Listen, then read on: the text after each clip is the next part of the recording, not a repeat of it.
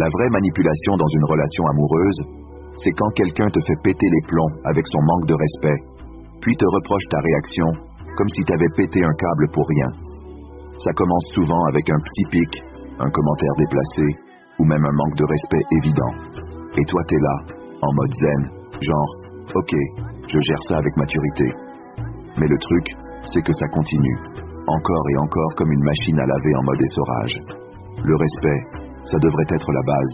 Au bout d'un moment, t'en as marre de te faire marcher sur les pieds, et tu réagis. La vraie manipulation entre en jeu quand cette personne t'a poussé à bout, elle t'a fait perdre ton calme, et maintenant elle retourne la situation pour te faire passer pour le vilain de l'histoire. C'est comme si cette personne avait allumé un incendie dans ta baraque, et qu'elle te reprochait d'avoir brûlé un oreiller. La vraie manipulation, c'est de te faire croire que t'es le fautif dans l'histoire, alors que t'as juste réagi à son manque de respect flagrant. Alors retiens ça. Dans une relation, le respect doit être mutuel. T'es pas le méchant dans cette histoire, t'es juste celui qui a eu le courage de dire « ça suffit ». La vraie manipulation dans une relation amoureuse, c'est quand quelqu'un te fait péter les plombs avec son manque de respect, puis te reproche ta réaction comme si t'avais pété un câble pour rien. Ça commence souvent avec un petit pic, un commentaire déplacé, ou même un manque de respect évident. Et toi t'es là, en mode zen, genre « ok, je gère ça avec maturité ». Mais le truc, c'est que ça continue, encore et encore comme une machine à laver en mode essorage. Le respect, ça devrait être la base. Au bout d'un moment, t'en as marre de te faire marcher sur les pieds, et tu réagis. La vraie manipulation entre en jeu quand cette personne t'a poussé à bout, elle t'a fait perdre ton calme, et maintenant elle retourne la situation pour te faire passer pour le vilain de l'histoire. C'est comme si cette personne avait allumé un incendie dans ta baraque, et qu'elle te reprochait d'avoir brûlé un oreiller. La vraie manipulation, c'est de te faire croire que t'es le fautif dans l'histoire, alors que t'as juste réagi à son manque de respect flagrant. Alors retiens ça. Dans une relation, le respect doit être mutuel. T'es pas le méchant dans cette histoire, t'es juste celui qui a eu le courage de dire « ça suffit ». La vraie... Voilà, j'espère que vous avez bien suivi la manipulation. Vous avez vu, j'ai mis 2 fois cette petite audio, des gens qui sont lucides et qui ont très bien compris la manipulation que certaines femmes font vis-à-vis de leurs hommes, et c'est de la méchanceté. C'est de la méchanceté parce que ce sont des femmes qui manipulent volontairement, c'est-à-dire que elles savent très bien que c'est elles qui ont poussé leur homme à devenir comme ça. Au lieu de reconnaître, de demander pardon et de changer, elles vont plutôt jouer la carte de la manipulation et de la méchanceté à vouloir se faire passer pour la victime. Et ça, c'est pas bon du tout parce que ça peut détruire un homme psychologiquement.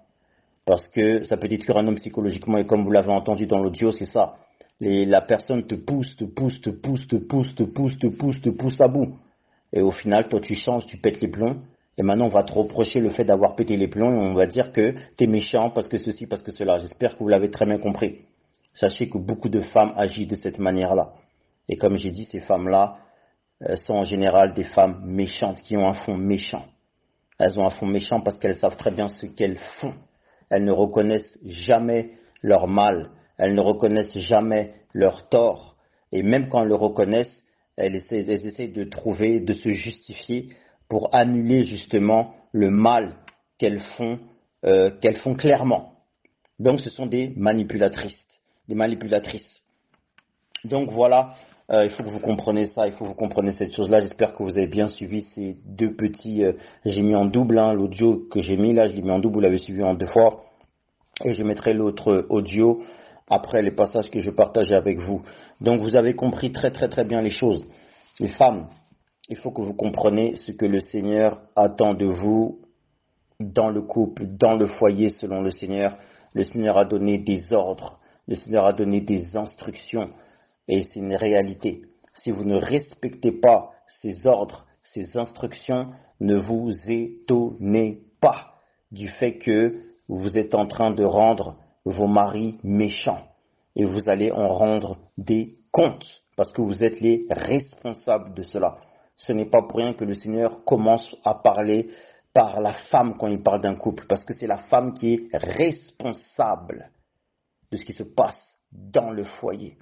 C'est elle qui a entre ses mains la destruction de son foyer ou le bonheur dans son foyer. Est-ce que vous comprenez? On va le lire ensemble Écoutez très très bien. Regardez quand le Seigneur, les passages où le Seigneur il parle de la femme, quand il parle du couple, il commence toujours par la femme. Comme je vous l'ai dit, ce n'est pas pour rien. Regardez Éphésiens chapitre 5, verset 22.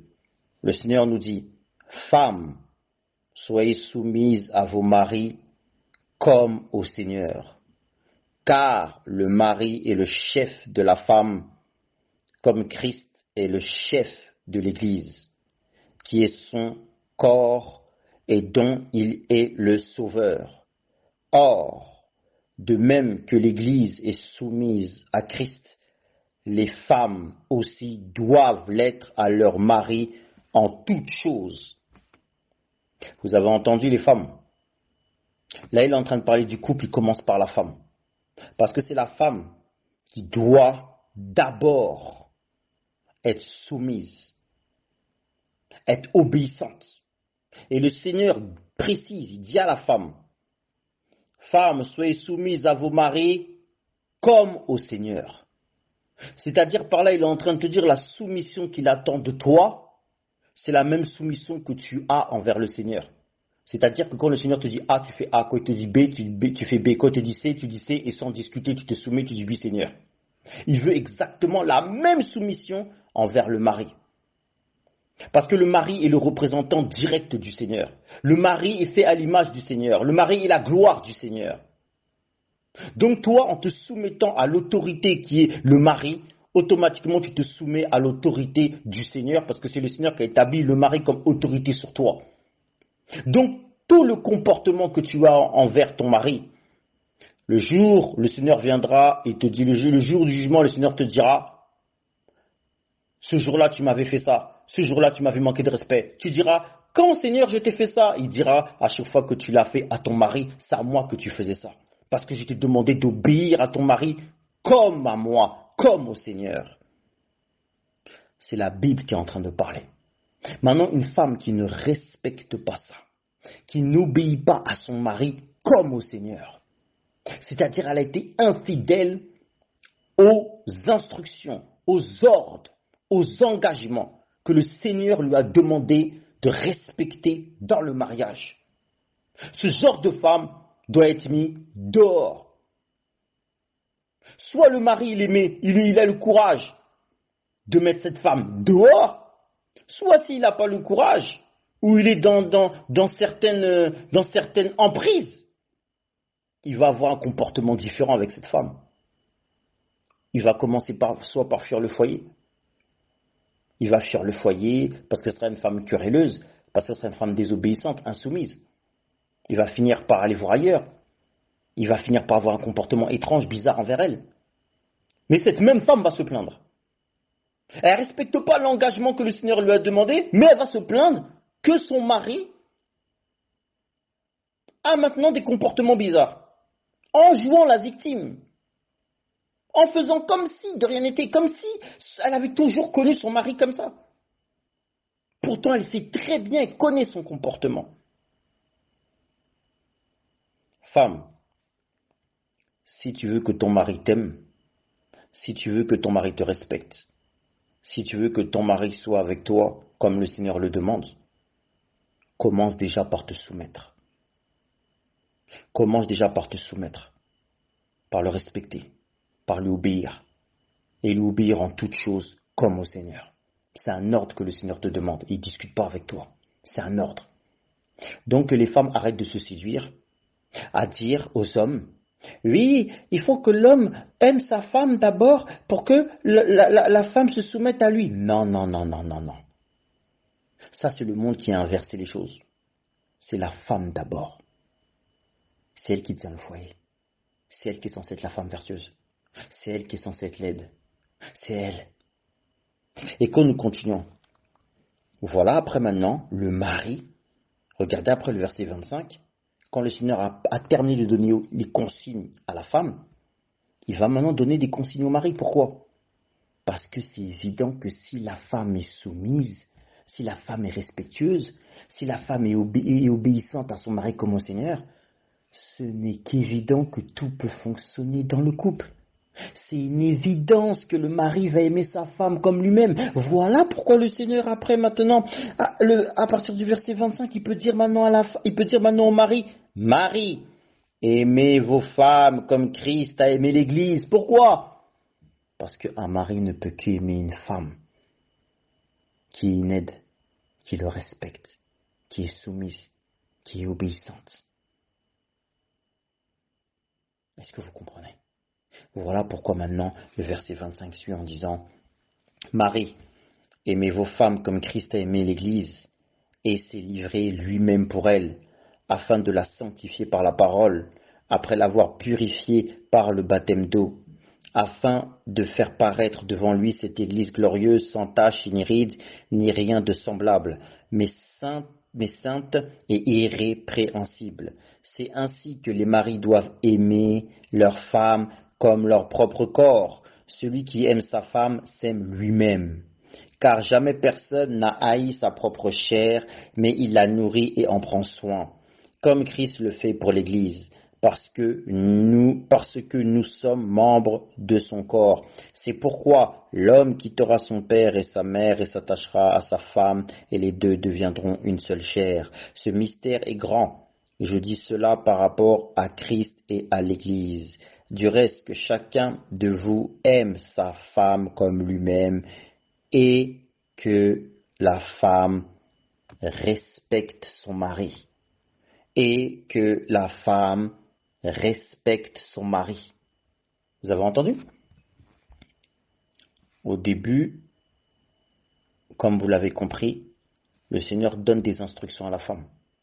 On commence toujours par la femme. C'est la femme qui tient les choses. D'accord? Parce que si elle qui est censée être une aide, elle qui est censée avoir un esprit doux et paisible, elle qui est censée être soumise, elle ne rentre pas dans ces cadres-là, qu'elle ne s'attende pas à ce que le mari lui manifeste de l'amour. C'est incompatible. Voilà pourquoi il faut déjà que la femme rentre dans ces cadres-là, et ensuite, ça va être normal et logique et naturel pour le mari d'aimer une femme qui lui obéit, qui la respecte, qui lui obéit, qui le respecte, qui est soumise, ceci, cela. Bien évidemment, nous parlons des hommes normaux, nous ne parlons pas des démons. Des hommes qui, peu importe, nous ne parlons pas des démons. Des hommes qui sont sans état d'âme, comme ça. Ok, j'espère que vous l'avez bien compris. Et à la fin, comme vous l'avez vu, et que la femme respecte son mari, le respect. Le respect. Des femmes qui ne respectent pas leur mari, elles s'attendent à ce que le mari croise les bras et devient gentil, croise les bras et soit normal. Non, non, non, c'est pas comme ça que ça se passe. Il faut que les femmes cessent avec la manipulation. On regarde un mari, quand nous regardons un mari, automatiquement, le comportement du mari va nous montrer qui est la femme qui est derrière lui. Si le mari, c'est un mari qui est heureux, qui n'est pas irritable, ça montre que la femme derrière, c'est une femme vertueuse, parce qu'elle est soumise, obéissante, respectueuse. Est-ce que vous voyez ce que je veux dire?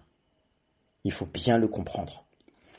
Ça, c'est le premier passage où le Seigneur nous parle du couple, et vous voyez, il commence par la femme. Regardez, nous allons prendre même un autre passage où toujours, le Seigneur va toujours commencer par la femme, et après par l'homme.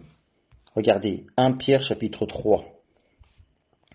1 Pierre chapitre 3, je lis à partir du verset 1. Regardez, il commence encore par la femme.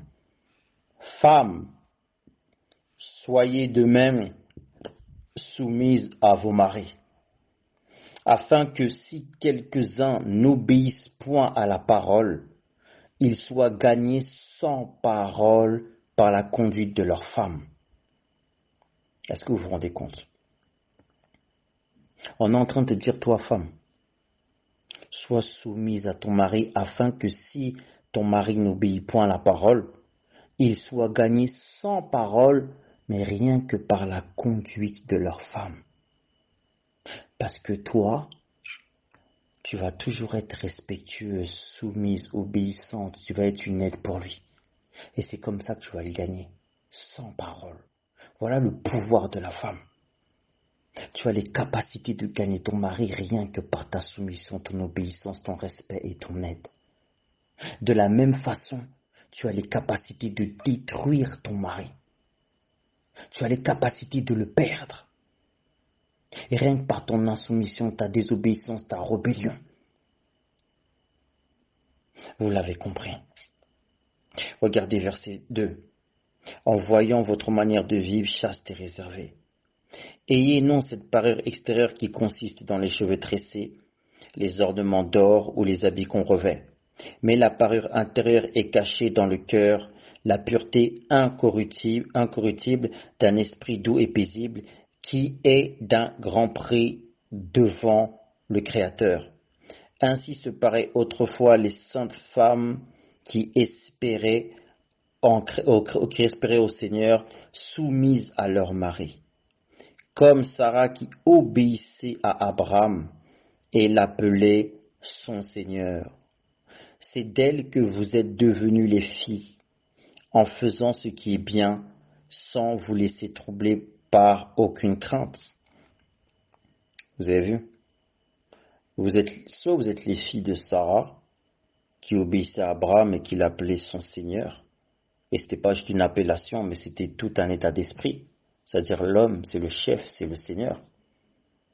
Soit vous êtes les descendantes de Sarah, ou soit vous êtes les descendantes de Jézabel, la femme rebelle, prostituée, qui pousse les serviteurs du Seigneur dans l'impudicité et qui a choisi de ne jamais se repentir et de manipuler les choses. Voilà ce que le Seigneur demande encore aux femmes. Et après, regardez, comme je l'ai dit, il parle aux femmes et après il parle à vos maris. Et ça, c'est précisé parce que regardez ce qu'on nous dit, verset 7, Marie, montrez à votre tour. À votre tour, ça veut dire quoi? Ça veut dire que d'abord, toi, la femme, sois soumise, ceci, cela, tout ça et tout, donc toi en priorité. Et maintenant, après, on dit, et maintenant, toi, Marie, à ton tour, voilà. Parce que si ta femme est soumise, obéissante, elle est respectueuse, elle est nette pour toi, ceci, cela, et bien maintenant, toi, Marie, il n'y a pas de raison que tu ne l'aimes pas. Il n'y a pas de raison que ceci, cela. Donc, Marie, montre à ton tour envers cette femme qui est obéissante, soumise, ceci, cela. Montre à ton tour de la sagesse dans vos rapports avec vos femmes. Comme un sexe plus faible, honorez-les comme devant aussi hériter avec vous de la grâce de la vie. Qu'il en soit ainsi, afin que rien ne vienne faire obstacle à vos prières. Ça veut dire quoi? Ça veut dire un homme qui a une femme qui est une aide pour lui, un soutien, un appui, une femme obéissante, soumise, respectueuse. Cette femme-là, si, malgré que tu es une femme comme ça,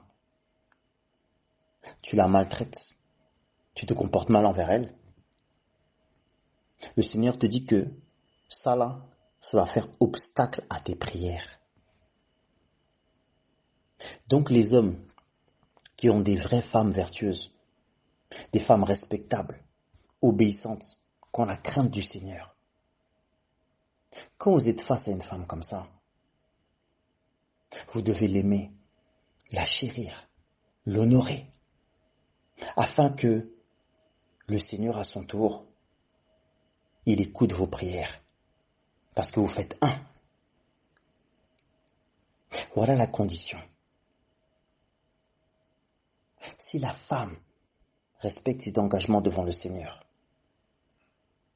obéit, est fidèle à toutes ces consignes que le Seigneur a demandées, et une aide pour son mari, ne fait pas du mal tous les jours de sa vie.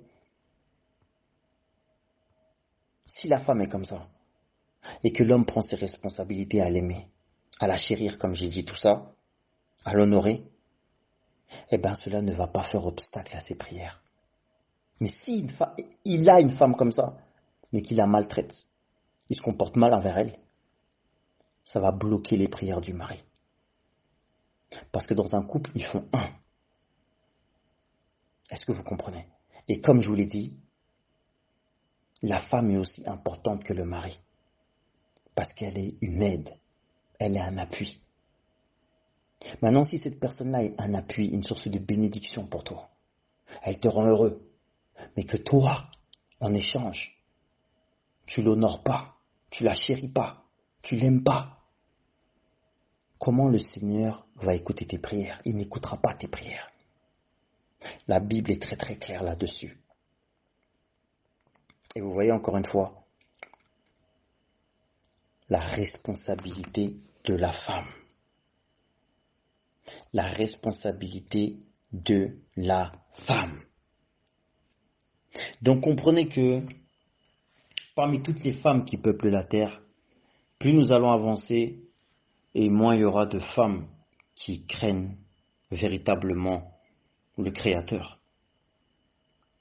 Beaucoup de femmes vont se révéler au fur et à mesure. Il y a des femmes justement qui vont montrer leur caractère de méchanceté. Des femmes qui sont sorcières. Et comme j'ai dit, quand nous parlons de sorcières, nous ne parlons pas de sorcières dans le sens de manipuler les arts magiques, mais nous parlons de sorcières dans les fruits, c'est-à-dire que, par exemple, la rébellion, ce comportement qu'une femme adopte, c'est tout simplement les fruits de la sorcellerie. Comme j'ai dit, comme on l'avait vu, comme on l'a vu, la divination, la rébellion, la désobéissance est aussi coupable que la divination. Donc dire qu'une femme qui est rebelle, désobéissante, insoumise, c'est une sorcière, c'est une réalité. Parce que c'est semblable. C'est pareil. C'est pareil, dans le même esprit, c'est le même esprit. Donc les femmes rebelles, là, ce sont des sorcières. Parce que la rébellion, l'entêtement, attire la même condamnation que la divination. Et a le même esprit que quelqu'un qui pratique la divination. Donc c'est exactement la même chose. Une femme rebelle, la rébellion, le fait de se confronter à l'homme, c'est un signe de la sorcellerie d'une femme. Et comme je dis la sorcellerie, comme je précise, ce n'est pas la sorcellerie magique, mais c'est dans le comportement, le caractère de se rebeller face aux choses du Seigneur. J'espère que vous l'avez compris.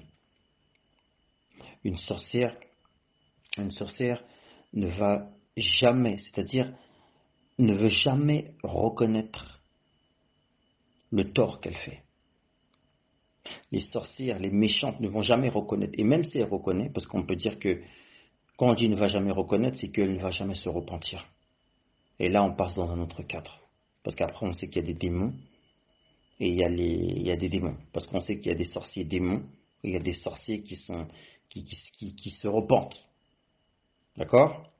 Il faut bien comprendre les choses. Il y a une des caractéristiques, comme j'ai dit, que je vais voir avec vous. Quand nous prenons Apocalypse chapitre 2, verset 19, écoutez bien. Je connais tes œuvres, ton amour, ta foi, ton fidèle service, ta constance et tes dernières œuvres plus nombreuses que les premières. Mais ce que j'ai contre toi, c'est que tu laisses la femme Jézabel, qui se dit prophétesse, enseigner et séduire mes serviteurs, pour qu'ils se livrent à l'impudicité et qu'ils mangent des viandes sacrifiées aux idoles. Je lui ai donné du temps afin qu'elle se repentît, et elle ne veut pas se repentir de son impudicité. Donc comprenez que une des caractéristiques des sorcières, mais je dirais des sorcières démons, c'est qu'elles ne veulent pas se repentir et elles ne se repentiront jamais de leur comportement et de leur attitude. Comprenez que, comme vous le savez, sur cette terre, il y a l'ivraie et le blé. Il y a des gens se sont livrés. Et livrés, selon le Seigneur, ce sont des gens qui ont pour fondement la méchanceté, mais cette méchanceté est caractérisée par le fait de ne jamais se repentir. C'est-à-dire que vous avez beau leur pointer le mal qu'ils ont fait, vous avez beau leur pointer leur manipulation, vous avez beau leur pointer leur péché, ce sont des gens qui ne se repentiront pas, qui ne changeront pas et qui vont toujours se justifier.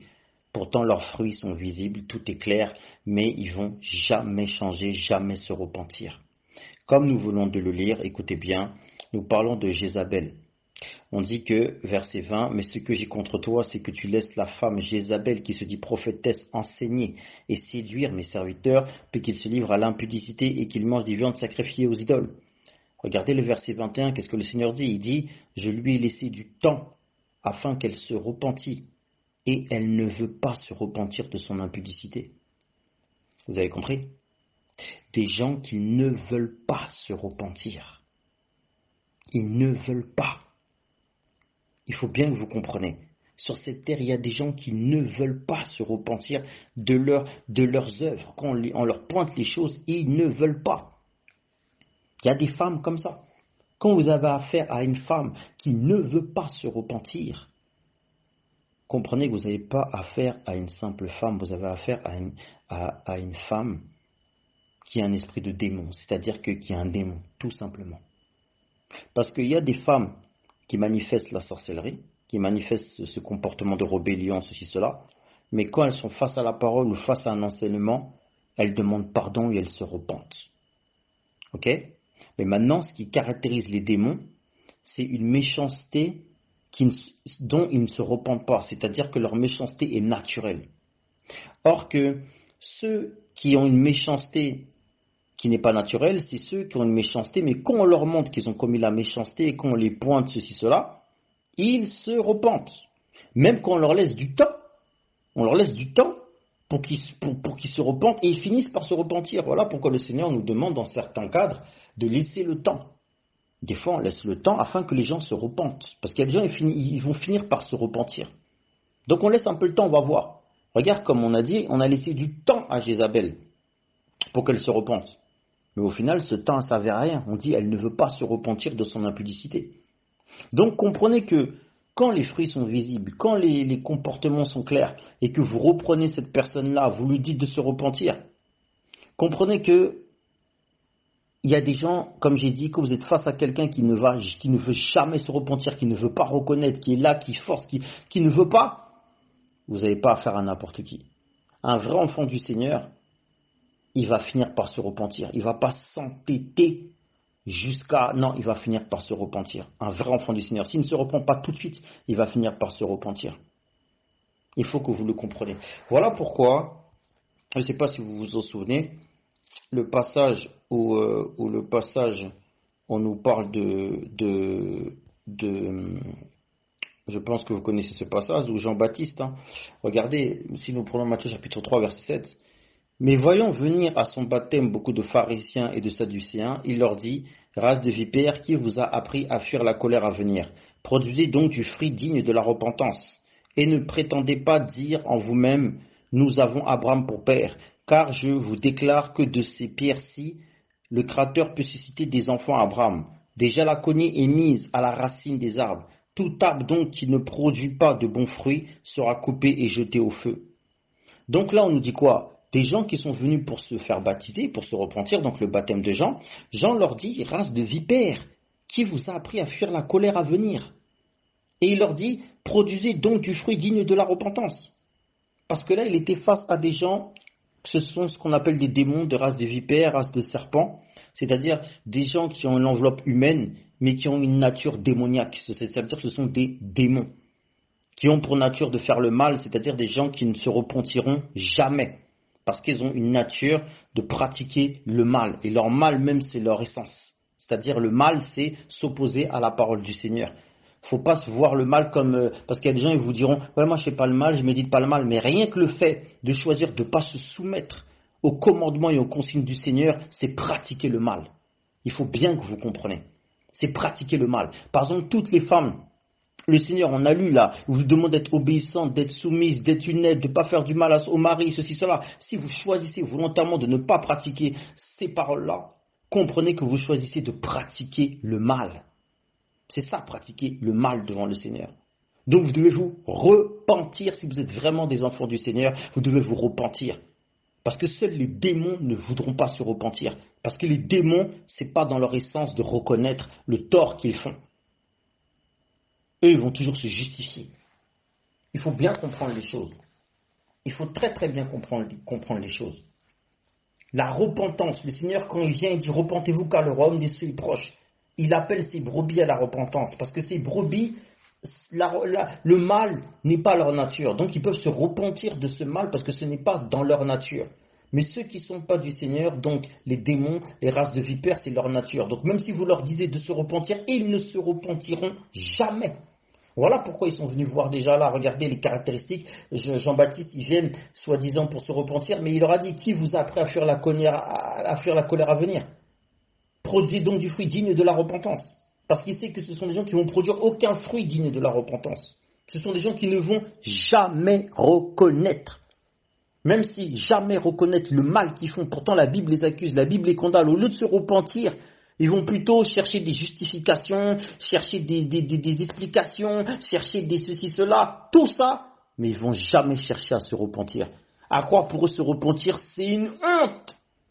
C'est une honte de se repentir. C'est tellement pas en eux que se repentir leur fait du mal. C'est une torture de se repentir et de reconnaître que c'est eux la cause et le mal. Et qui sont en train de créer du mal. C'est trop dur pour eux à reconnaître ça. Trop dur. Ça leur fait trop de mal de reconnaître le mal qu'ils ont fait. Au point qu'ils choisissent de ne pas et de ne jamais se repentir. Quitte à calomnier, quitte à tout faire, mais jamais se repentir. Toujours se faire passer pour des victimes éternelles et jamais reconnaître leur tort. Pourtant la Bible est très claire et la Bible condamne leurs œuvres. Voilà comment on les reconnaît. La méchanceté. La méchanceté, c'est-à-dire ils n'ont pas l'amour de la vérité. L'amour de la vérité c'est quoi l'amour de la vérité? Je pratique ce que le Seigneur me demande. Parce que rappelez-vous le passage qui nous dit, vous pouvez avoir toute la connaissance, donner vos cœurs en sacrifice, toutes ces choses. Si tu n'as pas l'amour, tu n'es rien.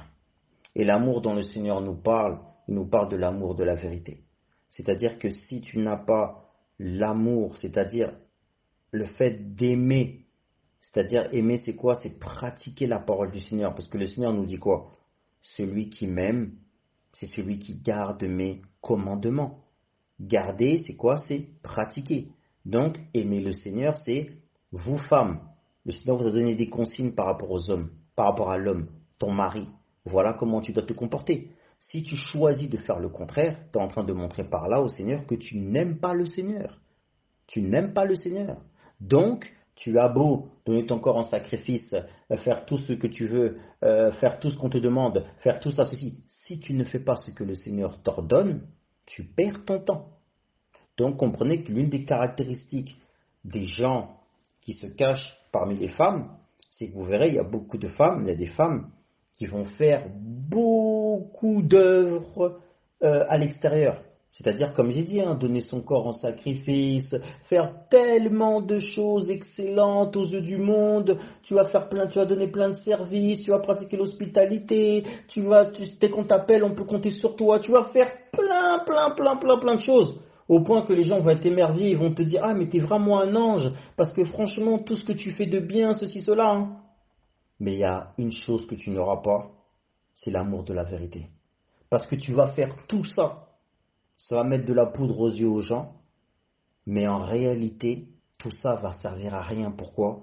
Parce que si tu n'as pas l'amour de la vérité, tu n'es rien. C'est-à-dire tu vas faire tous ces sacrifices, tout ça aux yeux des gens qui vont t'applaudir, qui vont te jeter des fleurs. Mais pour le Seigneur, cela c'est zéro parce qu'il va te dire, ça sert à quoi de gagner le monde si tu perds ton âme? Ça sert à quoi d'avoir une bonne image aux yeux des gens, faire tout ça et tout si tu perds ton âme, c'est-à-dire si tu n'as pas l'amour de la vérité? Tu fais toutes ces choses, mais tu es dans l'incapacité de faire ce que le Seigneur te demande, c'est-à-dire vis-à-vis de ton mari, le respect, l'obéissance, la soumission, l'aide, toutes ces choses-là que le Seigneur te demande. Rendre ton mari heureux. Toutes ces choses que le Seigneur te demande à toi, femme. Ça, tu es incapable de le faire. Mais en attendant, tu vas faire tout le reste. Voilà pourquoi le Seigneur dit, tu as beau faire ceci, cela, si tu n'as pas l'amour, tu n'es rien. Donc si tu n'as pas l'amour de la vérité, tu n'es rien. Donc si tu ne pratiques pas ce que le Seigneur te demande, tu n'es rien. Tu as beau être acclamé parmi tes collègues, acclamé parmi les gens du monde, manifester toutes les bonnes œuvres parmi les gens du monde. Si tu ne respectes pas tes engagements vis-à-vis de ton mari, tu n'es rien. Parce que ces engagements, c'est le Seigneur qui te demande de mettre ça en pratique. Donc si tu ne pratiques pas ce que le Seigneur te demande, tu perds ton temps. Tu seras tout simplement un ange aux yeux des autres, mais aux yeux du Seigneur, tu seras quelqu'un qui va rejeter et qui va dire je ne t'ai jamais connu. Il faut bien que les femmes le comprennent. Il faut bien que les femmes le comprennent. J'espère que c'est clair par rapport à ça. J'espère que c'est très très clair par rapport à ça. Et justement, j'espère que vous l'avez bien compris. Il y a ce côté-là concernant les femmes. Il faut bien qu'elles le comprennent. Il faut bien qu'elles comprennent ça par rapport aux femmes. L'obéissance et la soumission que le Seigneur demande est fondamentale. Et comme j'ai expliqué, quand vous regardez aussi le cas de Jézabel, par rapport à la rébellion, nous voyons un cas, c'est-à-dire que il y a la manipulation dont j'ai parlé, le fait d'être rebelle, insoumise, ceci, cela, de ne pas respecter le mari. Il y a le fait de s'opposer, les gens qui s'opposent, les femmes qui s'opposent facilement aux serviteurs du Seigneur, c'est-à-dire des femmes comme Jézabel, qui n'avaient pas peur de s'opposer aux serviteurs du Seigneur, c'est-à-dire de menacer les serviteurs du Seigneur, c'est-à-dire de n'avoir aucun respect et de ne pas reconnaître les serviteurs et l'autorité des serviteurs du Seigneur. Ça, c'est une des caractéristiques de Jézabel. C'est-à-dire, Jézabel, je pense que vous voyez à peu près, on peut le voir, attendez, on va le voir, regardez, Jézabel, 1 Roi chapitre 19. Akab rapporta à Jézabel tout ce qu'avait fait Élie donc le prophète du Seigneur, et comment il avait tué par l'épée tous les prophètes. Et Jézabel envoya un messager à Élie pour lui dire, écoutez bien, que les dieux me traitent dans toute leur rigueur si demain à cette heure je ne fais de ta vie ce que tu as fait de la vie de chacun d'eux. Élie, voyant cela, se leva et s'en alla pour sauver sa vie. Il arriva à Beersheba, qui appartient à Juda, et il laissa son serviteur. Donc vous voyez, les femmes, là on rentre dans le cadre, comme j'ai dit, des femmes qui ne sont pas du Seigneur, qui sont démons. Comme j'ai dit, il y a une caractéristique, elles ne vont jamais se repentir, même si on leur laisse du temps, elles ne reconnaîtront jamais leur mal et leur tort, jamais. Et une des caractéristiques que vous voyez, c'est qu'elles n'ont pas de respect pour les serviteurs du Seigneur. Elles ne reconnaissent pas l'autorité des serviteurs du Seigneur et elles n'ont pas de respect pour elles, au point de les confronter, quitte à s'opposer à eux farouchement. Ça, c'est un élément qui est très important. Quand vous tombez sur une femme qui n'a aucun, elle sait que par exemple un tel c'est un pasteur, ceci, cela, elle-même elle se dit croire à la parole, mais elle a des comportements envers les pasteurs, des comportements qui sont comme on est en train de le voir avec Jézabel. C'est-à-dire tu n'as aucun respect pour l'autorité du serviteur du Seigneur. Tu n'as aucun respect. Tu es prêt à le confronter, tu es prêt à aller loin dans tes propos envers lui parce que tu n'as aucun respect. Pour toi, tu ne le reconnais pas comme un serviteur du Seigneur et tu dépasses des limites en fait. Tu vas loin, c'est-à-dire pour toi, il est rien. Parce que si tu avais un minimum de crainte du Seigneur, Jézabel, si elle avait une crainte du Seigneur, jamais se serait permis de parler comme ça du serviteur du Seigneur. Elle n'aurait même pas tenté de le menacer. Mais quand vous voyez une femme qui n'a aucune limite, même par rapport au Seigneur, qui n'a aucune crainte, comprenez que c'est un élément, c'est un fruit, qui caractérise que cette personne-là n'est pas claire et ça peut être un démon. Ok ? Voilà pourquoi le Seigneur dans 1 Chronique 16, 22, il dit « Ne touchez pas à mes oints et ne faites pas du mal à mes prophètes. » Mais ceux qui ne sont pas du Seigneur et qui comprennent les choses, eh bien en fait, eux, ils n'auront aucune limite. Face à un serviteur du Seigneur, ils n'auront aucune limite en fait. Aucune limite. Parce que l'esprit qui est en toi, si tu as vraiment le Saint-Esprit en toi, tu auras des barrières et des limites, il y a des choses que tu ne vas pas te permettre de faire quand tu es face à un serviteur du Seigneur. Mais quand tu as un autre esprit, cet autre esprit-là va même pousser à aller même taxer le serviteur du Seigneur pour un démon. Vous voyez ce que je veux dire quand ils ont cru que le Christ il avait un démon ou des choses comme ça. Donc ce sont des gens qui n'ont pas de limites. Qui n'ont pas de limites et qui savent très bien ce qu'ils font. Ils ont besoin de discréditer le serviteur du Seigneur pour justifier après ce qu'ils font derrière. Donc tout ça c'est de la manipulation. Il faut faire très attention, tout ça c'est de la manipulation. Et sachez qu'il y a des femmes qui sont dans ce genre de comportement, dans ce genre de théorie, dans ce genre d'attitude. Et c'est réel ce que je suis en train de vous dire. Donc, Voilà, on a vu par rapport à Jézabel, on a vu ses caractéristiques et on a vu aussi, je veux aussi manifester aussi le cas aussi, l'un des éléments aussi, c'est le cas du libertinage, de la prostitution facile. Les gens en général qui ont ce côté-là, là nous allons parler d'un comportement aussi qui est lié aussi à des éléments qui sont liés aussi à des comportements, des dérives qui manifestent aussi une certaine, comment on appelle ça, une certaine initiation à la sorcellerie. Quand je te parle de sorcellerie, je te parle que des femmes qui ont une facilité à se livrer à l'impudicité. C'est-à-dire des femmes qui ont une facilité à se livrer dans les bras des hommes sans même forcément être avec ces hommes-là. C'est-à-dire c'est ça l'impudicité. C'est-à-dire l'impudicité c'est pratiquer le dévergondage sexuel, pratiquer le libertinage sexuel. C'est-à-dire que tu as une facilité à avoir eu des relations ou avoir eu des relations avec un homme sans forcément que cet homme, sans forcément que tu sois marié avec cet homme ou que tu sois même en relation avec cet homme ou que même des sentiments vous lient avec cet homme. C'est-à-dire qu'une facilité à t'exposer aux relations sexuelles avec des hommes. Ça, c'est aussi un signe qui montre que quelque chose ne va pas, que ton esprit ne va pas, parce que c'est un esprit de prostitution.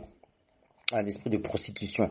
La prostitution, il ne suffit pas seulement d'aller voir une prostituée, de payer pour avoir ses services ou vice-versa. Non, c'est le fait aussi d'aller se livrer à des hommes sans forcément avoir un lien avec eux, avoir une union avec eux, mais tu as une facilité à te livrer à eux. Comprends qu'il y a un problème à ton niveau, c'est qu'il y a un élément de sorcellerie derrière ça. Parce que l'esprit de sorcellerie te pousse aussi au dévergondage, à la prostitution, à la rébellion, te pousse à toutes ces choses. L'esprit de sorcellerie te pousse à toutes ces choses, c'est-à-dire que l'insoumission, le manque de respect, tout ça et tout. Et ce qui va caractériser le fait que tu n'es pas un démon, c'est que tu vas reconnaître ces choses-là et tu vas te repentir. Parce que seuls les démons ne se repentent pas. Les démons ne se repentent pas, ne reconnaissent pas, ne veulent pas se repentir comme Jézabel qui ne voulait pas se repentir. Or que si on est face à quelqu'un qui manifeste ses fruits de la sorcellerie, c'est-à-dire que la rébellion, la désobéissance, le manque de respect vis-à-vis des serviteurs du Seigneur, le libertinage par rapport à tout ça, mais que cette personne prend conscience de son état et demande pardon, se repent, là nous pouvons penser que nous avons affaire face à un enfant du Seigneur parce que cette personne a choisi de se repentir, de reconnaître ses torts, de se repentir et de changer et de demander la délivrance et d'être libéré de cet esprit de sorcellerie. Ok, donc le libertinage facile, voilà pourquoi les hommes qui sont face à des sorcières, qui sont liés à des sorcières, ne vous étonnez pas de vous retrouver vous-même dans des relations impudiques. Parce que les caractéristiques de l'esprit de sorcellerie, quand la personne avec qui vous êtes est animée d'un esprit de sorcellerie, cet esprit de sorcellerie va vous pousser, vous, à vous compromettre. C'est-à-dire que ça va soit vous pousser à vous compromettre par le fait que cette personne-là va vous manquer de respect, va faire ceci, cela, donc vous allez changer de comportement, vous allez être aigri, vous allez être énervé, comme on l'a vu tout à l'heure, et en même temps, cet esprit va vous pousser justement à aller vous prostituer. C'est-à-dire que vous allez maintenant rentrer dans des relations impudiques à l'extérieur. Parce que l'esprit de sorcellerie vous emmène à ça. Voilà pourquoi vous pousse à ça quand vous êtes avec quelqu'un qui a un esprit de sorcellerie. Voilà pourquoi, regardez, quand nous prenons Apocalypse chapitre 2, à partir du verset 19, comme on a lu, regardez, on dit qu'on lui laisse du temps à Jézabel pour qu'elle se repente, mais elle ne veut pas. On peut lire plutôt le verset, voilà, attendez, oui, on peut lire le verset, Apocalypse chapitre 2, à partir du verset 19. Ok, attendez. Je connais tes œuvres, ton amour, ta foi, tout ça et tout, verset 20. Mais ce que j'ai contre toi, c'est que tu laisses la femme Jézabel qui se dit prophétesse enseigner, écoutez bien, et séduire mes serviteurs pour qu'ils se livrent à l'impudicité et qu'ils mangent des viandes sacrifiées aux idoles. Vous voyez ce que je veux dire? Je lui ai dit si le temps pour qu'elle se repente, mais elle ne veut pas. Donc, Jézabel, on nous dit bien, c'est qui laisse, mais ce que j'ai contre toi, voilà, qui est pour enseigner et qui séduit mes serviteurs pour qu'ils se livrent à l'impudicité. Vous voyez? Elle séduit les serviteurs pour qu'ils se livrent à l'impudicité. Ça, c'est ça l'esprit de Jézabel. Quand vous êtes avec une femme qui manifeste les caractéristiques de l'esprit de Jézabel, donc l'esprit de sorcellerie, eh ben, automatiquement, cette femme-là va vous pousser à avoir certains comportements déjà, que ce soit physiquement vis-à-vis d'elle, dans la méchanceté, dans ceci, cela, ou soit si c'est interne, vous allez commencer par fuir le foyer et vous allez commencer à rentrer dans des relations extra-conjugales, c'est-à-dire vous allez commencer maintenant à avoir des relations impudiques à l'extérieur. Parce que cet esprit-là va vous pousser à vous pervertir, va vous nuire parce que ça va changer votre état d'âme, votre état d'esprit, votre comportement, et ça va vous pousser justement après maintenant à vous livrer à l'impudicité. C'est l'esprit de Jézabel qui est là. Donc ceux qui sont avec des Jézabel, automatiquement, ils sont exposés à être livrés à l'impudicité ou à avoir des relations extra-conjugales ou des choses comme ça, parce que c'est à ça que cet esprit pousse. Cet esprit, il pousse à pervertir. Il ne pousse pas à vous maintenir dans la sainteté ou dans la sanctification. Donc voilà, par rapport à cet esprit c'est ça, là je donne les points, les caractéristiques qui sont très importantes, qui sont réelles. Ok? Donc voilà, j'étais en train de parcourir un peu, donc vous avez compris par rapport à ça. Il y avait encore quoi d'autre encore? Donc vous avez compris par rapport à la manipulation, par rapport au faux amour, des gens qui feront beaucoup de choses pour vous, mais malheureusement, la chose que leur Seigneur leur demande, la soumission et l'obéissance, ils ne l'auront pas. Donc c'est pour ça que souvent, vous verrez, il y a des femmes qui ont un très bon témoignage à l'extérieur. Ah, c'est une perle, ah, c'est un bijou, c'est un ange. Mais demandez plutôt à son mari, à celui qui vit avec elle, quel témoignage il a de cette femme. Et il y en a, et je pense que beaucoup vont avoir peur. Il faut bien comprendre, il faut bien comprendre ça. Et celui qui vit avec la personne, qui sait ce qu'il vit avec cette personne-là. Est-ce que vous comprenez? Donc c'est ça, vous avez compris que l'amour, c'est aimer le Seigneur, ceci, cela. Et c'est pour ça que beaucoup de manipulations se font quand vous êtes lié à une sorcière, à une Jézabel, à l'esprit de Jézabel, à une sorcière. Comme je dis, il y a les points de caractéristiques que j'ai déjà manifestés. Il y a beaucoup de manipulations. Et non seulement j'ai dit que j'allais vous faire écouter un autre audio, vous allez suivre encore cet autre audio. L'audio où nous voyons effectivement que ce qui se passe aussi dans la manipulation, c'est que des femmes se plaignent du comportement escrable, j'ai mal dit le mot, donc je pense que vous m'avez compris, des comportements bizarres de leur mari, au point qu'elles ont envie de tuer leur mari, parce qu'elles se plaignent de leur mari, elles ne comprennent pas, elles disent que le mari est devenu méchant, il est devenu je sais pas quoi, il est devenu insupportable, il est devenu presque un démon, et elles ont envie de le tuer, et la fille a envie de le tuer, tout ça. Et vous allez voir la leçon qu'il faut en tirer. Je vous laisse écouter ça de suite pour que vous voyez encore l'une pour que vous voyez les réalités, certaines réalités qui peut se passer ou qui se passent dans certains couples. Et vous allez voir encore une fois que c'est la femme qui détient le couple entre ses mains, tout dépend d'elle, tout part d'elle. Dès que dans un couple il y a un problème, que ce soit la femme qui veut, que ce soit un divorce, que ce soit une plainte, que ce soit ceci, cela, s'il vous plaît, condamnez d'abord la femme avant même de l'écouter. Pourquoi? Parce qu'en fait, ne rentrez pas dans le piège de donner du crédit à la femme directement. C'est pas comme ça. Quand je dis condamner la femme, ça veut dire quoi? C'est-à-dire que la première des choses, demandez-lui est-ce qu'elle a été conforme au Seigneur depuis le début avec son mari. Si elle vous dit oui, depuis que je suis marié, depuis que je suis avec le Seigneur, j'ai été une femme fidèle, obéissante, respectueuse, soumise, j'étais une aide pour lui, j'ai tout fait pour le rendre heureux. Si elle a respecté toutes ces consignes, là vous pouvez l'écouter. Mais si elle a même pas respecté les consignes et elle vient se plaindre, s'il vous plaît, mettez sa plainte à la poubelle, tout simplement, parce qu'il y a un ordre à respecter. Une femme, tu peux séduire les hommes, mais pas le Créateur. Voilà pourquoi le Seigneur il dit.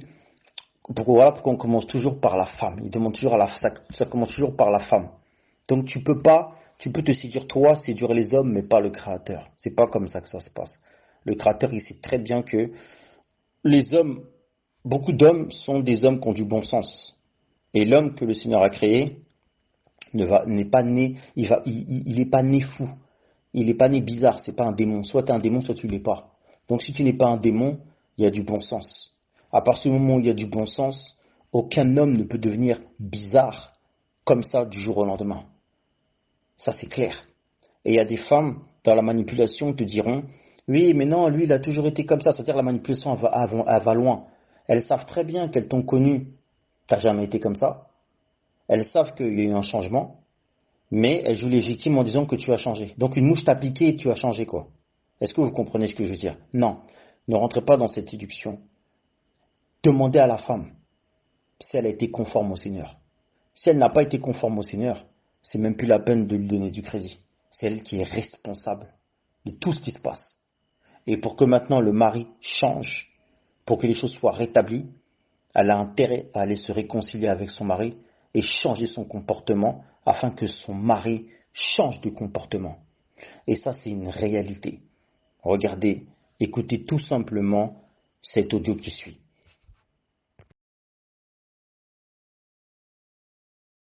Une vraie histoire. Une femme est allée se plaindre chez sa mère. « Maman, je ne supporte plus mon mari. Je veux le tuer, mais j'ai peur qu'on m'arrête. Tu crois que tu peux m'aider ?» Sa maman lui répond, « Oui, ma fille, je le peux. Mais il y a une contrepartie. Tu seras obligé de faire la paix avec lui pour que personne ne se doute que c'est toi qui l'as tué quand il va mourir. Tu vas devoir bien te rendre belle, t'occuper de lui, être gentille, reconnaissante, patiente, affectueuse, moins égoïste, plus juste, plus à son écoute. Pour ne même pas qu'on te soupçonne. Tu pourras le faire? Oui, maman. Ok, c'est bien. Tiens cette poudre. Chaque jour, tu vas verser un peu dans sa nourriture et il va mourir à petit feu. » Après 30 jours, la femme est retournée chez sa mère.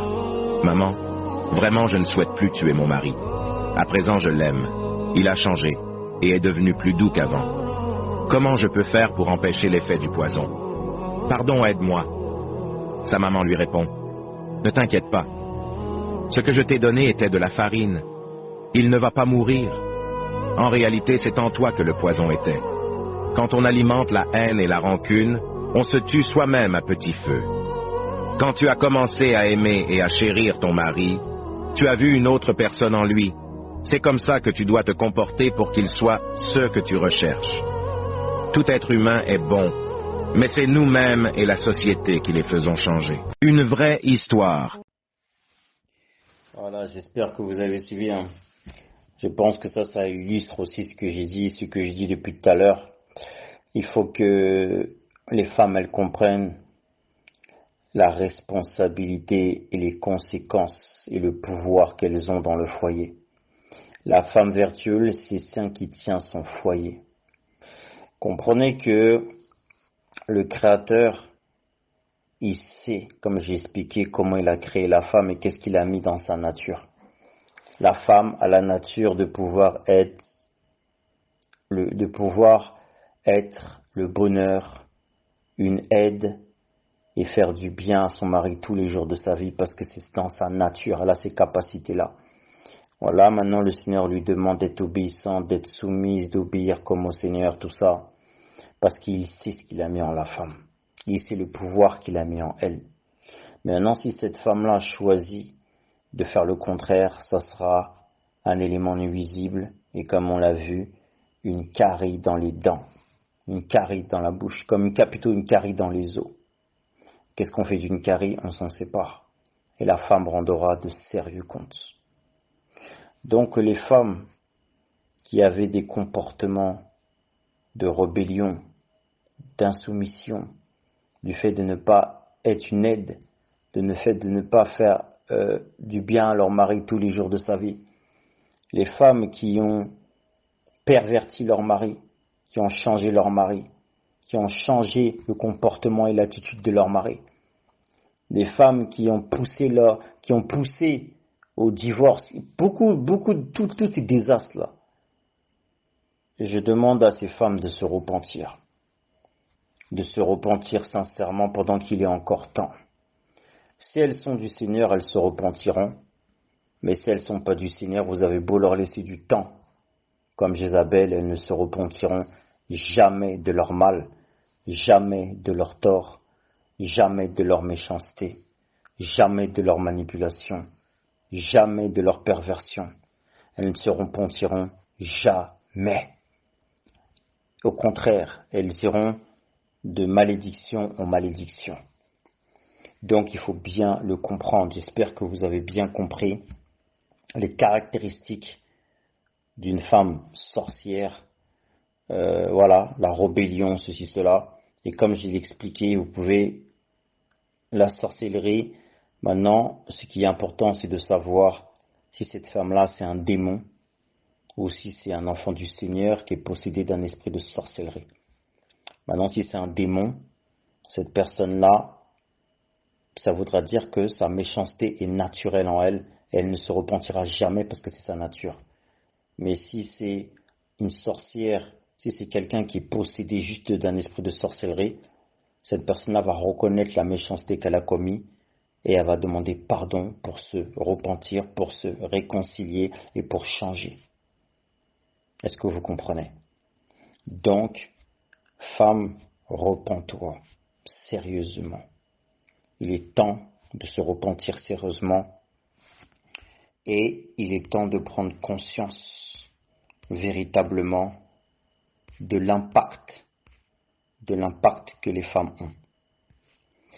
Donc voilà, je pense que j'ai suffisamment abordé ce sujet. Je vous ai déjà dit, pensez aux hommes qui subissent les liens avec ces femmes-là, avec des femmes qui sont sorcières, qui pratiquent cette manipulation à leur rencontre, ces hommes qui sont victimes de toutes ces choses et qui ne peuvent que malheureusement être transformés.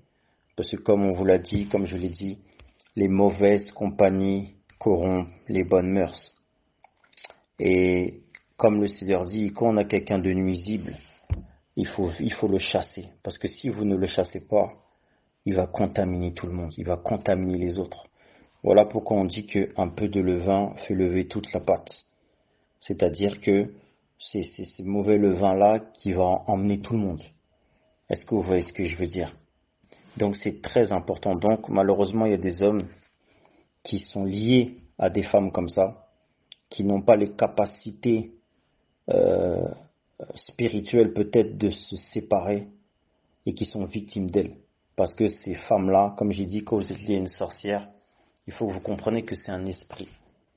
C'est un esprit qui fait que cet esprit va faire que vous allez vous pervertir, vous allez changer. Vous allez changer et vous ne pourrez pas vous libérer. Donc pour cela, il faut des fois la grâce du Seigneur pour que le Seigneur il intervienne et qu'il permette cette séparation-là, pour être libéré de cette personne qui avait une emprise sur cet homme depuis des années. Depuis des années. Parce que s'il s'avère que les gens ou la personne était face à un démon, comprenez que ça va très loin. Ça veut dire que là, nous parlons de mission. Parce qu'un démon, il y a des démons qui sont utilisés par Satan pour agir sur des missions précises, pour être utilisés pour des missions précises. Et quand ils voient qu'ils n'arrivent pas à obtenir ce qu'ils veulent obtenir, eh ben, ils finissent par partir. Il y a beaucoup d'éléments, beaucoup de cadres. Et comprenez que c'est pas n'importe quoi. Ce n'est pas n'importe quoi. Quand un homme il est lié à une sorcière, comprenez que c'est pas n'importe quoi, parce que ses jours sont comptés et seule la grâce du Seigneur le garde. Parce que cet homme-là est destiné à perdre son ministère, est destiné à changer, est destiné à être perdu, est destiné jusqu'à même le faire mourir physiquement si possible, est destiné voilà, il y a beaucoup de plans machiavéliques qui sont faits contre lui. Et si ça échoue, si Satan n'arrive pas, automatiquement, il y a un échec et le Seigneur intervient pour libérer ce frère-là. Donc voilà, j'espère que je m'embrouille pas trop. J'espère que je m'embrouille pas trop, que vous me comprenez.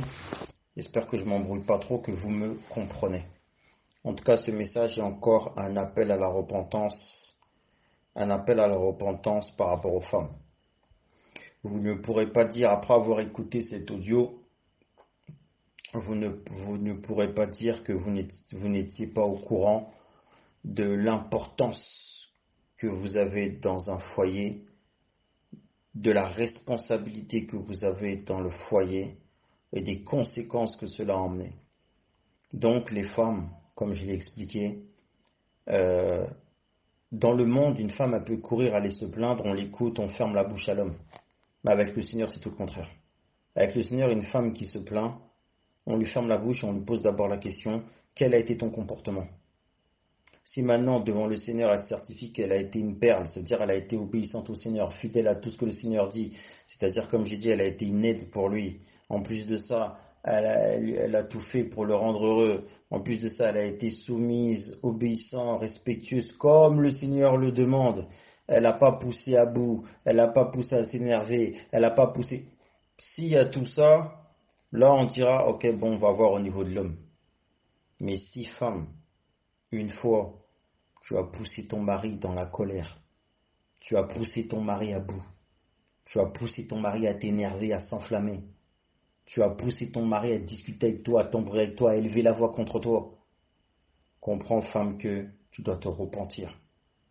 Tu dois te repentir. Tu n'es pas là pour le pousser à s'énerver, le pousser à partir du foyer, le pousser à je sais pas quoi. Tu n'as pas à faire ça.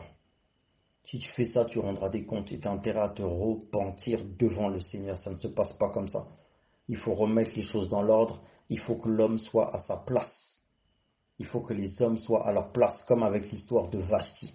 Il faut que les hommes comprennent que c'est eux les maîtres du foyer. Il faut que les hommes comprennent que l'homme c'est le chef de la femme. Et il faut que la femme elle comprenne que c'est à elle de rendre heureux le mari. C'est à elle qui doit avoir un esprit doux et paisible. Un esprit de douceur, un esprit qui apaise le mari. Un esprit qui amène la douceur, qui apaise le mari. C'est elle. Aujourd'hui on est face à des femmes qui sont là et qui sont dans l'attente que ce soit le mari qui les rende heureuses. C'est pas comme ça que ça se passe. Nous sommes là pour pratiquer la parole, nous ne sommes pas là pour nous conformer au siècle présent. Comme j'ai dit, on est dans l'inversion des valeurs, l'inversion des choses. Et le monde est à sa décadence, on est dans un monde totalement luciférien, c'est incroyable. C'est incroyable et nous ne devons pas aller marcher sur ça. Il faut bien que vous le compreniez, la parole est très très claire. Très très très très claire.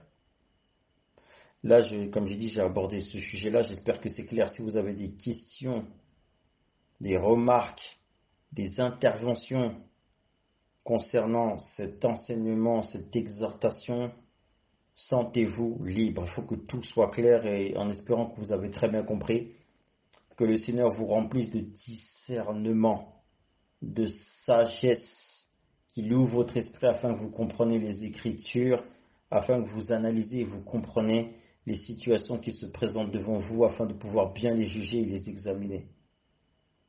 Parce qu'il y a des choses qui doivent être dites et il y a beaucoup de choses aussi que je ne suis pas censé dire et que vous devez découvrir vous-même dans votre méditation et dans votre parcours personnel avec le Seigneur. Comprenez juste que cet enseignement que je fais n'est pas venu là pour rien. Comprenez que la vie d'un serviteur du Seigneur, c'est une vie remplie d'enseignements. Et la meilleure façon de vivre la parole, c'est de faire de la parole un enseignement de la vie. C'est-à-dire que les réalités de la vie emmènent des enseignements qui confirment la parole.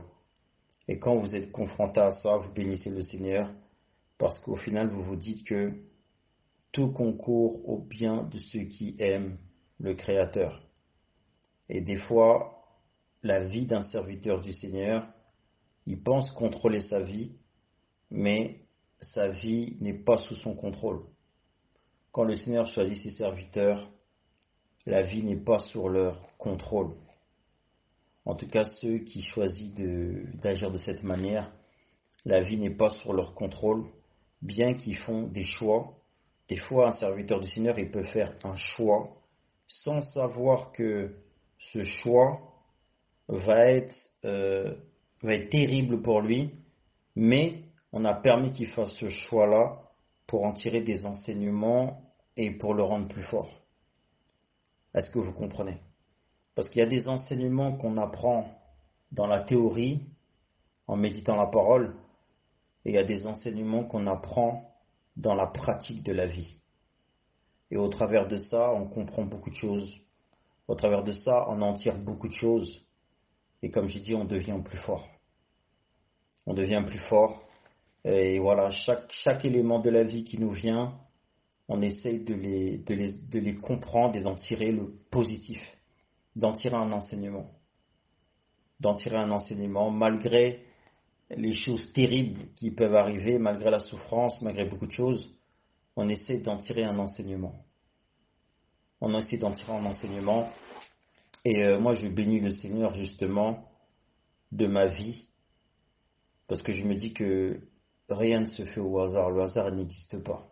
Surtout quand tu sais que tu as été sincère, tu es sincère et que ton implication à servir le Seigneur est sincère, eh ben, tu te dis que le Seigneur qui est fidèle, il te fait passer des fois par beaucoup de choses que tu ne peux ne pas comprendre, mais qu'au final, en méditant, en examinant, en analysant, tu en tires des enseignements et au final, tu vois les choses autrement. Donc, je bénis le Seigneur justement qu'il ait permis que je fasse cette exhortation, cet enseignement. Et j'espère que cela va affranchir ceux qui doivent être affranchis. Et comme j'ai dit, va ouvrir les yeux envers ceux à qui les yeux doivent être ouverts. Voilà, le salut il est personnel.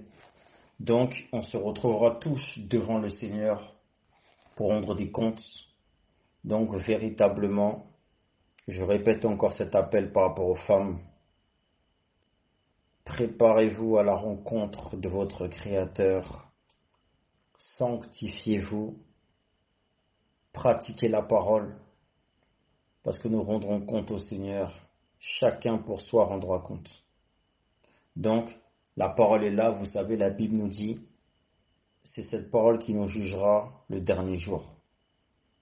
Donc, le dernier jour, c'est le jour du jugement.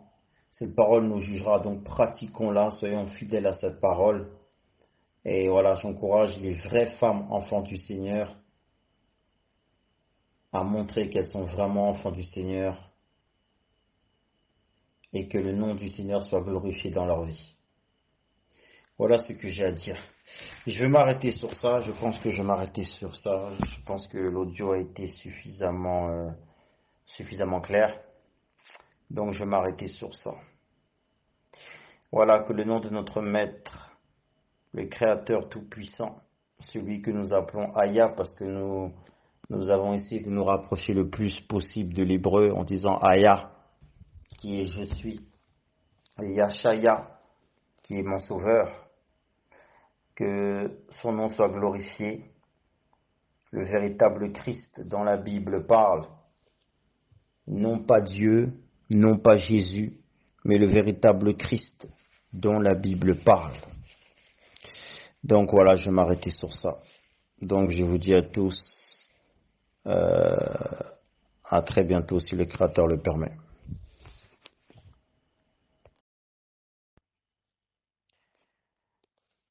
Finalement, je vais revenir sur... je voulais rajouter quelques éléments. Je vais prendre quelques minutes pour ajouter quelques éléments à cet enseignement concernant la femme. Je voulais rajouter quelques passages pour illustrer encore cette exhortation ou cet enseignement. Regardez, je vous avais dit tout à l'heure, on avait pris plusieurs passages où quand le Seigneur il parle du couple, il commence toujours par parler de la femme. Commence toujours par dire « Femmes, soyez soumises à vos maris. Femmes, soyez soumises à vos maris. » Et vous voyez comment c'est bien insisté. C'est pas c'est un ordre en fait. Il n'est pas en train de demander s'il vous plaît aux femmes. Regardez, on va prendre encore les passages, on va prendre juste les débuts de ces passages-là. Pour que vous voyez justement encore comment le Seigneur, justement, c'est très important, c'est fondamental. D'accord? Ok, on va reprendre les passages-là. On va prendre ces passages-là. Suivez très bien. On va prendre ces passages-là. Regardez, on va prendre juste comme j'ai dit, le début, la première phrase, quand il commence à parler du couple. D'accord? J'ai vu ça, comme j'ai dit, j'avais déjà illustré ça, j'ai déjà donné ce passage-là. Regardez, on va prendre déjà, quand vous voyez Éphésiens chapitre 5, à partir du verset 22. Regardez comment il commence à parler de la femme. Femmes, soyez soumises à vos maris comme au Seigneur. Vous avez vu? Femmes, soyez soumises à vos maris. Ça, c'est Éphésiens 5, 22. Et après, quand vous allez au 25, Marie, aimez vos femmes comme Christ a aimé l'Église. Vous voyez? D'abord la femme, femme, soyez soumises à vos maris. Et après, on parle au mari. Maintenant que nous allons, pareil aussi dans 1 Pierre. 1 Pierre chapitre 3. Regardez le premier verset. Femmes, soyez de même soumises à vos maris. Vous voyez? Pareil que Éphésiens. Vous voyez? Femmes, soyez de même soumises à vos maris. C'est le verset 1. 1 Pierre 3, verset 1. Femmes, soyez de même soumises à vos maris. Et après, verset 7. Marie, montrez à votre tour de la sagesse dans vos rapports avec vos femmes. Donc vous voyez, premier truc, Éphésiens, femmes, soyez soumises à vos maris. Après on parle du mari. Là, dans 1 Pierre 3, femmes, soyez de même soumises à vos maris.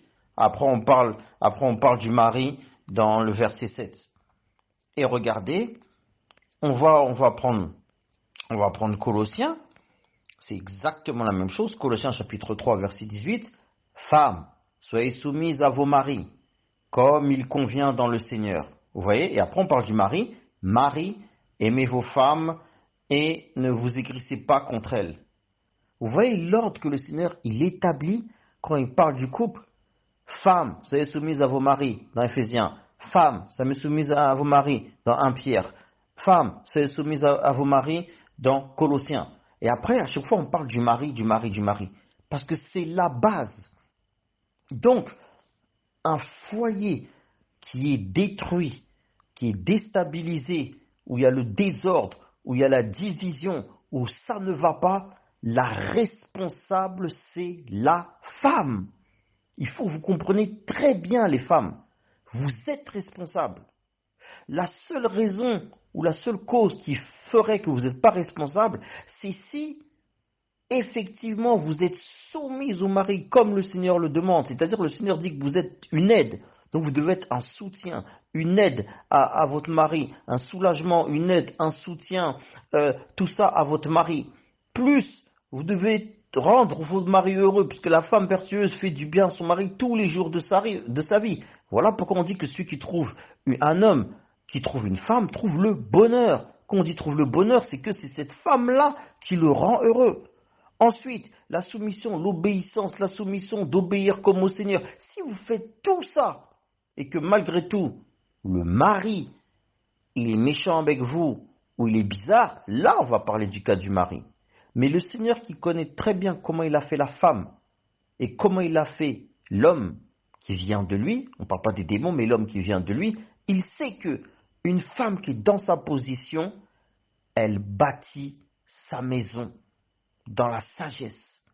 Elle bâtit sa maison, c'est-à-dire elle construit sa maison. Or que celle qui ne pratique pas ce que le Seigneur dit, va tout simplement détruire sa maison. Parce que la maison, le foyer est entre les mains de la femme. Bien que l'homme soit le chef, la femme est responsable de son foyer parce que c'est elle qui détient le comportement et l'attitude de son mari par rapport à sa soumission, son comportement et l'amour qu'elle doit porter envers son mari. Est-ce que vous comprenez? Regardez le passage, je vais vous donner un passage. Écoutez très très bien ce passage, d'accord? Écoutez très bien ce passage. Proverbe chapitre 14, regardez le verset 1. La femme sage bâtit sa maison, et la femme insensée la renverse de ses propres mains. Vous avez entendu? La femme sage bâtit sa maison. Vous voyez, elle bâtit sa maison. Pourtant, il y a le mari, mais elle bâtit sa maison. Parce que c'est la femme sage qui est responsable de son foyer. C'est elle qui fait qu'il y a la paix dans son foyer, il y a le bonheur dans son foyer. Tout dépend d'elle. Est-ce que vous comprenez? Donc la femme sage, elle bâtit sa maison. Mais l'autre, ça veut dire que l'autre qui est insensé renverse sa maison de ses propres mains. C'est-à-dire c'est elle la responsable. Elle a le pouvoir de bâtir sa maison, c'est-à-dire de faire de sa maison une maison honorable, où il y a la paix, où il y a la joie, où il y a l'harmonie. Et elle a entre ses mains le pouvoir de faire de cette maison la destruction, les querelles, les disputes, les divisions. Est-ce que vous voyez ce que je veux dire? Tout est entre ses mains depuis tout à l'heure, comme je suis en train de vous dire depuis le début. C'est fondamental. Il faut que les femmes elles prennent conscience des responsabilités qu'elles ont entre leurs mains. Entre leurs mains. Elles n'ont pas à se cacher derrière le mari. Oui, mais il faut que le mari soit comme ça. Oui, mais c'est à cause du mari, je suis comme ça. Non. C'est plutôt à cause de la femme que le mari dérive. À cause de la femme que le mari se transforme.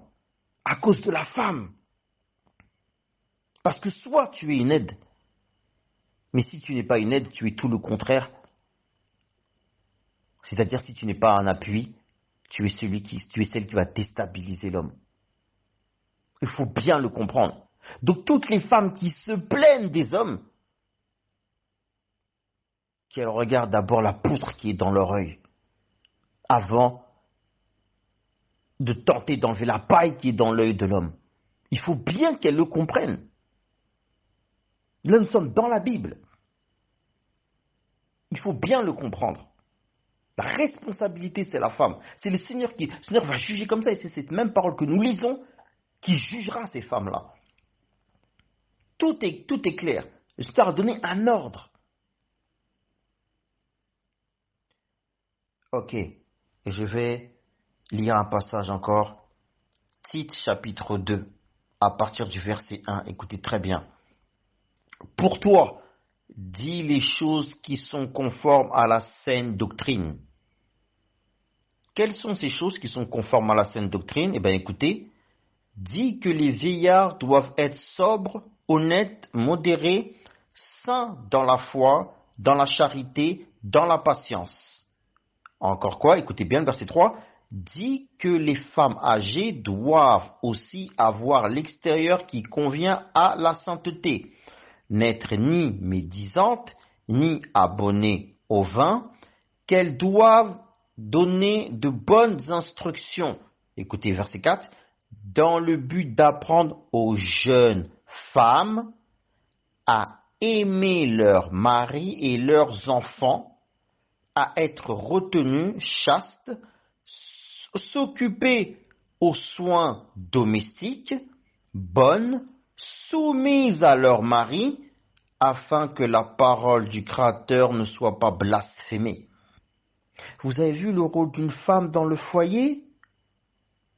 Elle doit aimer ses enfants, si elle a des enfants, et son mari.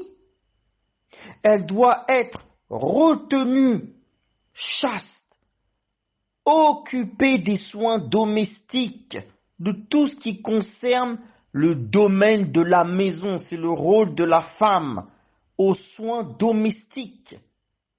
Elle doit être bonne, une bonne personne, soumise à son mari. Vous avez vu? S'occuper de sa maison, les soins domestiques, tout ce qui concerne la maison, tout ce qui concerne les choses de la maison. Elle doit être bonne, soumise, encore une fois la soumission, soumise à leur mari. Elle doit aimer ses enfants et son mari, afin que la parole du Créateur ne soit pas blasphémée. Parce qu'au travers de ça, c'est le témoignage qu'elle donne. Est-ce que vous voyez ce que je veux dire? Ça veut dire quoi? Ça veut dire qu'il y a des femmes, vous allez chez eux, on voit que c'est le mari qui s'occupe des soins domestiques, le mari il est négligé, on ne s'occupe pas du mari, la femme n'est pas soumise, la femme a un caractère bizarre, elle n'est pas chaste, pas retenue, elle n'est pas... Vous voyez, après, le témoignage, après, à cause de ça, le nom du Créateur, il est blasphémé. Par là, le Seigneur, il est en train de vous dire aux femmes, soyez un bon exemple, soyez un bon témoignage aux yeux des gens. Vous devez être des femmes, vous savez, vous s'occuper des soins domestiques, de tout ce qui concerne les choses de la maison. Vous devez être bonne, vous devez aimer votre mari et vos enfants. Vous voyez ce que je veux dire? Vous devez être soumise à votre mari. Soumise à votre mari. Afin que la parole du Créateur ne soit pas blasphémée. Parce que blasphémer, c'est que, la femme là n'est pas soumise à son mari, ça se voit. Regarde comment elle est. En plus, elle ne tient même pas bien sa maison. En plus, ceci, cela, tout ça et tout. En faisant ça, les gens, en vous critiquant et en parlant sur vous, eh ben, c'est contre la parole qui parle parce que vous êtes censés être des représentants de la parole. Donc, à cause de ça, la parole du Seigneur est blasphémée. Les femmes, vous avez une responsabilité. C'est vous qui bâtissez le foyer. Soit vous bâtissez votre foyer, soit vous le renversez ou vous le détruisez. Vous le renversez de vos propres mains, comme Proverbe 14, verset 1 le dit. C'est la femme. Donc je le redis encore. Des femmes qui se cachent derrière l'homme en accusant l'homme. Mais l'homme, il a fait ceci, l'homme, il a fait ça, c'est pour ça que je suis comme ça, c'est pour ça que je suis ceci. Ça n'a aucun sens. Parce que le Seigneur qui a fait l'homme en tant que chef, l'homme ne va pas se réveiller du jour au lendemain. C'est pas une mouche qui va le piquer et il va commencer à changer, à devenir bizarre, à devenir méchant, à devenir ingrat, à avoir un comportement bizarre, à fermer le front, à devenir énervé. Non! On va toujours regarder toi comment tu étais. Est-ce que tu les respectes? Est-ce que tu es soumise? Est-ce que tu es honnête? Est-ce que tu es franche? Est-ce que tu l'aimes? Est-ce que tu te comportes avec lui comme le Seigneur le demande? J'espère que vous l'avez très très bien compris. Les femmes, vous l'avez très très bien compris. Le Seigneur attend de vous une soumission, une obéissance, une aide. Rendre heureux le mari. C'est la réalité. Toute femme qui ne rend pas heureux son mari attire une condamnation sur elle parce que c'est le Seigneur qui vous demande de rendre heureux votre mari parce qu'il dit « Celui qui trouve une femme trouve le bonheur ». Et il ne dit pas l'inverse. Parce que la femme a été créée pour faire le bonheur de l'homme. Parce qu'elle a ses capacités en elle. Et une femme vertueuse, sa joie, c'est de faire le bonheur de son mari. Il faut que vous le compreniez. La joie d'une femme, c'est de ne pas attendre que son mari la rende heureuse.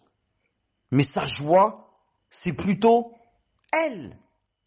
Le fait de rendre heureux son mari, c'est ça qui fait sa joie et qui nourrit sa joie. Parce qu'elle a été faite pour ça. Elle a été faite pour rendre heureux l'homme. Elle a été faite pour être une aide pour l'homme. Elle a été faite pour être une servante pour l'homme. Elle a été faite pour être à côté de l'homme, un esprit doux et paisible, pour le soutenir, pour être un soutien. Elle a été faite pour être, comme j'ai dit, un soutien pour l'homme.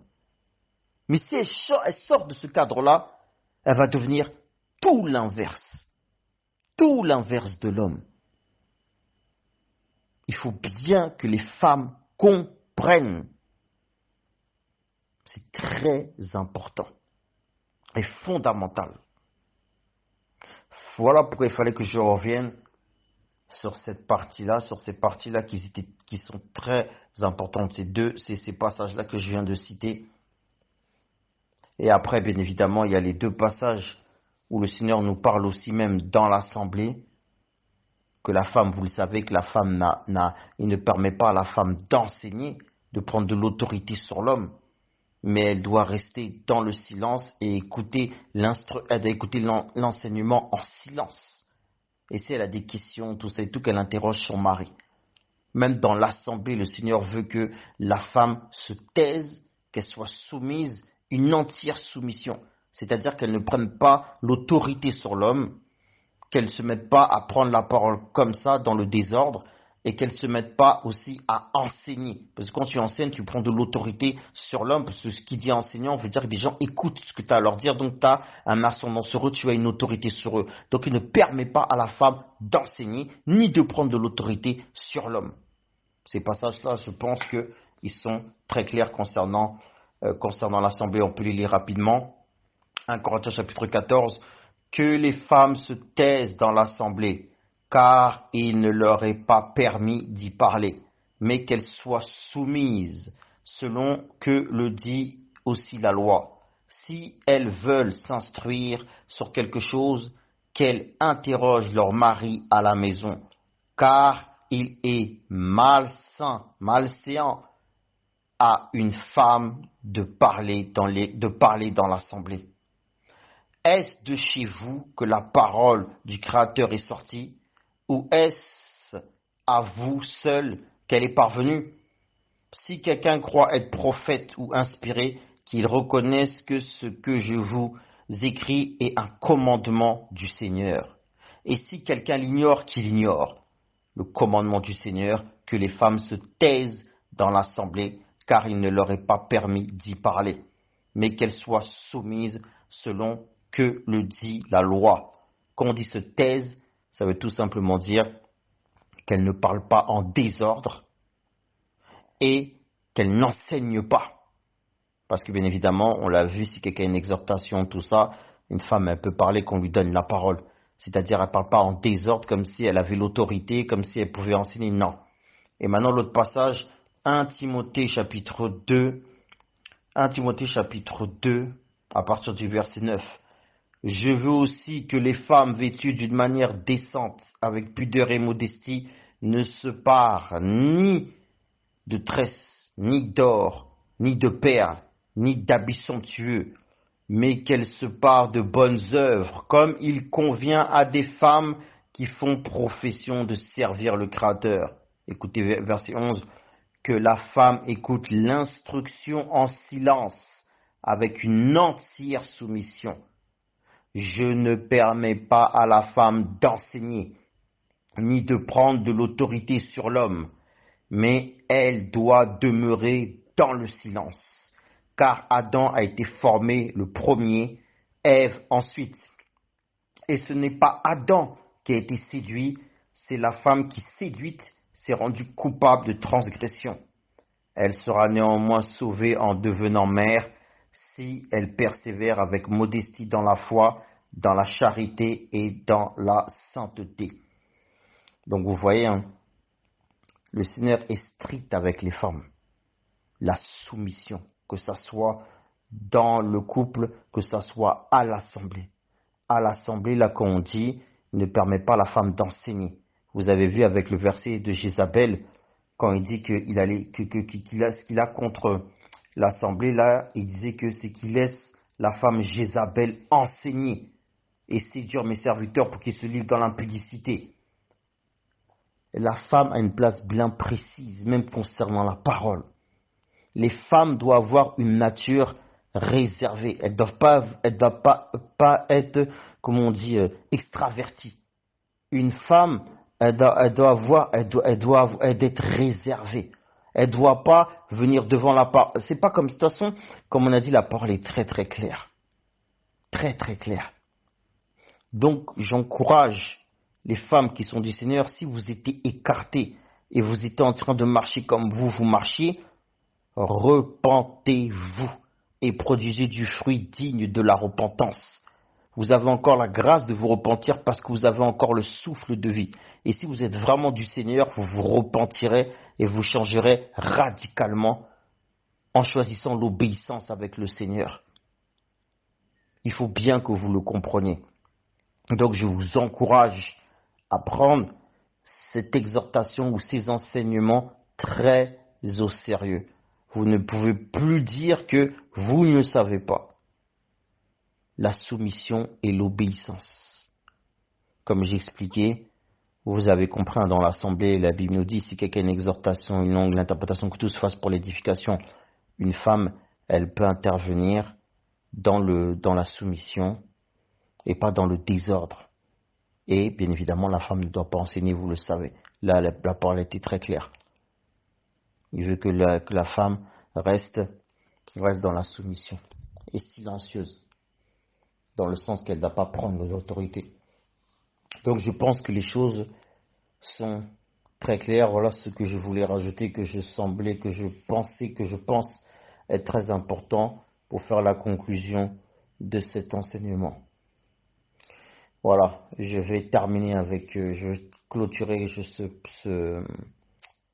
je vais finir cet enseignement avec un cantique que je vais vous laisser écouter concernant la soumission, en espérant que vous allez comprendre les paroles, parce que c'est un ancien cantique qui a été très mal enregistré, donc la qualité n'est pas assez bonne, mais je veux le mettre, et ça sera le cantique qui va finaliser tout cet enseignement. Donc écoutez ce cantique, et que les femmes qui aiment le Seigneur pratiquent et obéissent à la parole du Seigneur, parce que tout ce que je vous ai dit, je ne l'ai pas inventé. Vous avez eu vos Bibles pour vérifier chaque passage. Donc, obéissez, pratiquez la parole. Voilà, il y a cet enseignement. Et on passera à d'autres enseignements fondamentaux et importants, parce qu'il faut qu'on se prépare au retour du Seigneur. Et avant le retour du Seigneur, on ne sait jamais si la mort peut nous attraper. Nous devons nous préparer. Nous devons nous préparer. Donc, par la grâce du Seigneur, le prochain enseignement sera, je vais voir ça concernant déjà on devait voir concernant la différence entre qu'est-ce qu'est l'impudicité, qu'est-ce qu'est le concubinage et qu'est-ce qu'est l'adultère selon la parole. C'était ça le prochain sujet, c'était un devoir que je vous avais donné en espérant que vous ayez fini ce devoir, et ça va être le prochain sujet. L'adultère selon la Bible, c'est quoi? L'impudicité selon la Bible, c'est quoi? Le concubinage selon la Bible, c'est quoi? Ok? Donc voilà.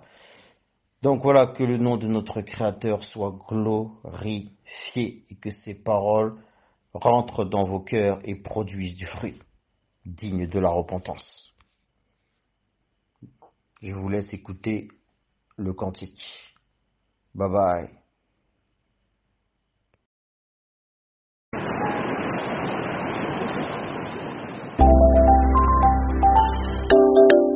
Soyez soumis les uns aux autres dans la crainte du Christ. Que les femmes le soient à leur mari comme au Seigneur. En effet, le mari est le chef de la femme comme le Christ est le chef de l'Église. Morale domestique.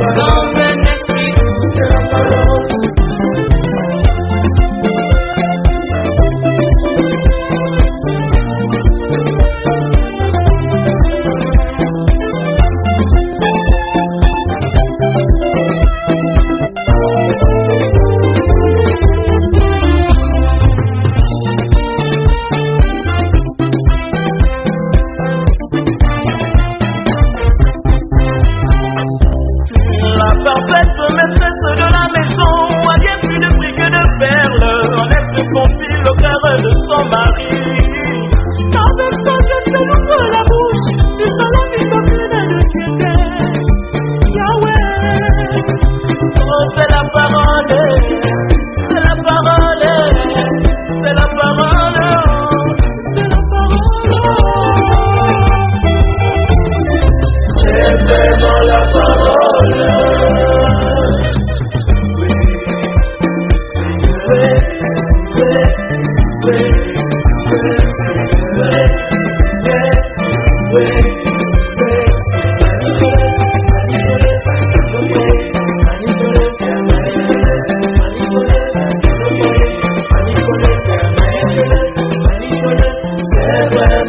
pardon.